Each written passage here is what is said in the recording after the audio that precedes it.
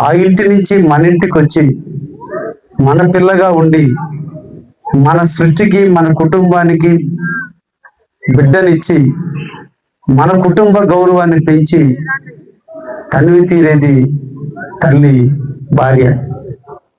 అంతటి మహోన్నతమైన జన్మ ఆడ జన్మ.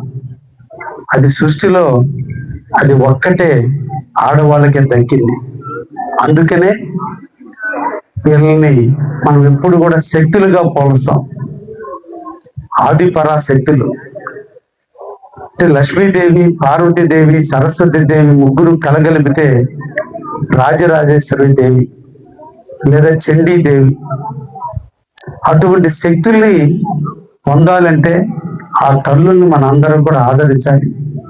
ఎక్కడ మనం స్త్రీలను గౌరవిస్తామో అక్కడ మనకి సిరులు పండుతాయి. మనం ఏమీ చేయాల్సిన అవసరం కాదు. మొదట తల్లిని, చెల్లిని, భార్యని ప్రేమించగలగాలి. హృదయం నిండా ప్రేమను పెంచుకొని వాళ్ళని సమాజంలో గౌరవించే స్థాయికి ఎదిగేటట్టుగా మనం ప్రోత్సహించాలి. అప్పుడే ఆటోమేటిక్గా మనలో మగవాళ్ళలో క్రమశిక్షణ పెరుగుతుంది. ఎక్కడ తల్లిని గౌరవిస్తున్నామో, ఎక్కడ భార్యని గౌరవిస్తున్నామో, ఎక్కడ బిడ్డ మీద నమ్మకంతో మనం పనిచేస్తున్నామో ఆ లక్షణాలను మనం పుచ్చుకోగలిగితే ఆటోమేటిక్గా మిగతా వాటిల్లో కూడా మగవాళ్ళలో మార్పులు వస్తాయి. అదే మన జీవితానికి, సోపానానికి నాంది పలుకుతుంది.